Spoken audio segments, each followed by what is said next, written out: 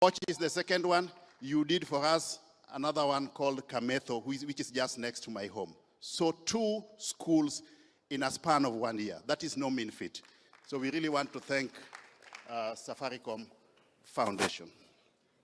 Now, in equal measure, let me most sincerely thank my brother, Amason Kingi, who has been a friend of mine for a very, very long time.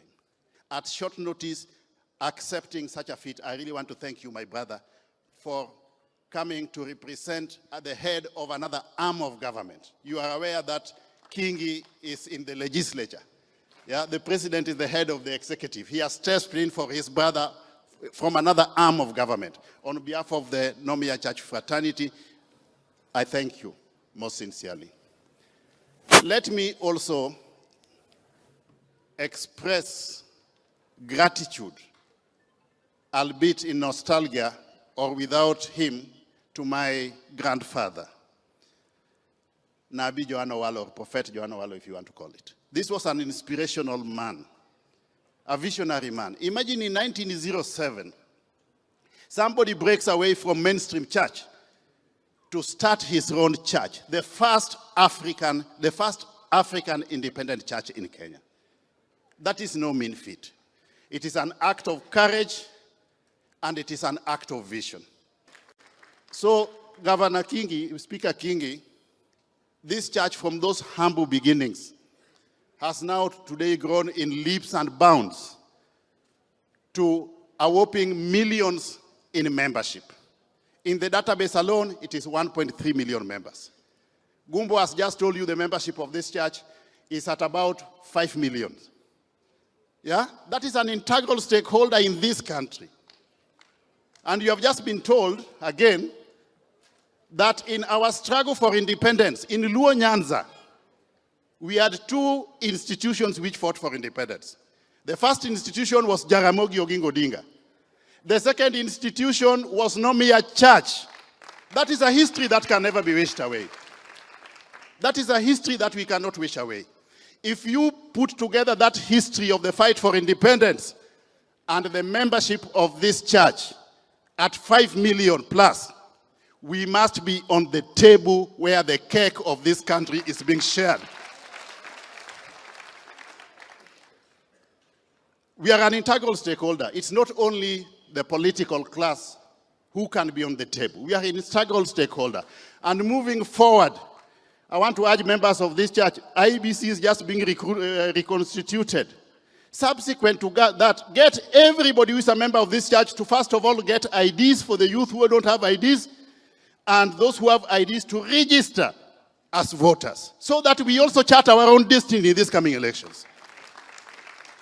So, Governor Kingi, that's the message you are leaving with from here to the president, that Nomiya Church will be a stakeholder in these coming elections.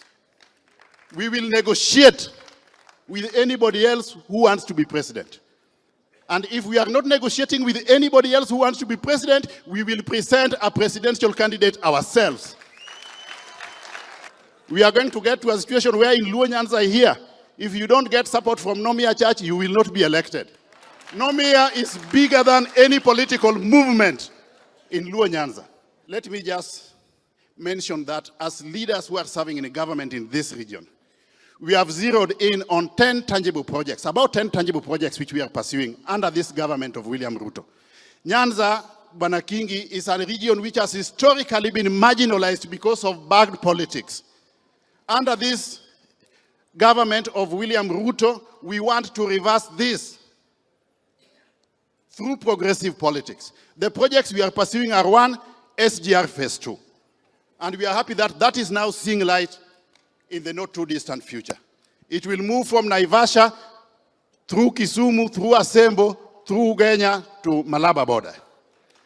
The next project we are pursuing is Kisumu International Airport, upgrading of Kisumu International Airport so that we are able to transport our produce from the palm and from the lake direct to external markets. That is also work in progress.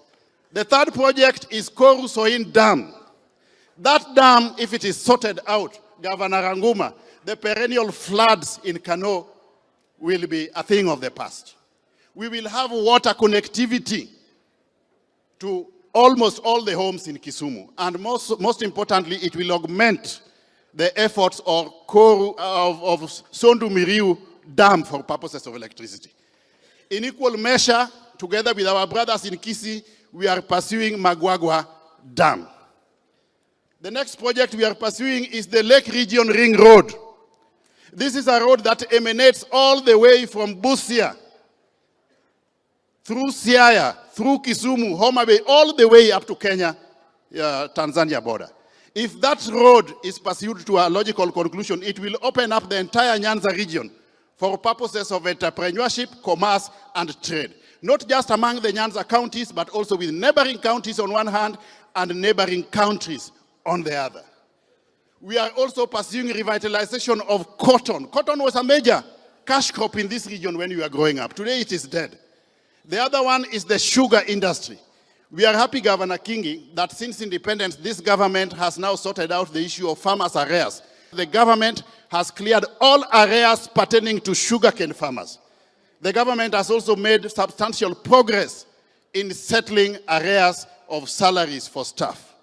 Now we are moving to the next level of revitalizing those sugar companies so that they can again attain optimal capacity utilization levels. Then we will sort out the mining. People like Anyanga from Migori, we have got the Makalda mine.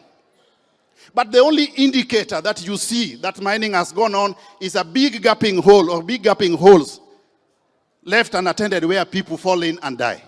We want to change the laws, policies, and legal framework so that anywhere in this country where mining takes place, a substantial proportion of the proceeds from that mining must accrue to the local people. We want to see that in Makalda. We want to see that up here in Lumba. Lumba up here, the mining going on here. Substantial proportion of those proceeds should accrue to the people of Asembo here. Same to Saradidi, same to Sakwa. Places like Waguzu in Sakwa. If we do all this, we have an abattoir in Migori, together with a hides and skins processing factory, a potato factory in Kuria, a soapstone factory in Kisii. Then we augment it with requisite infrastructure, water, electricity, and adequate road network. Then I can state without fear of contradiction, good people, that Nyanza will be able to exploit its full potential in form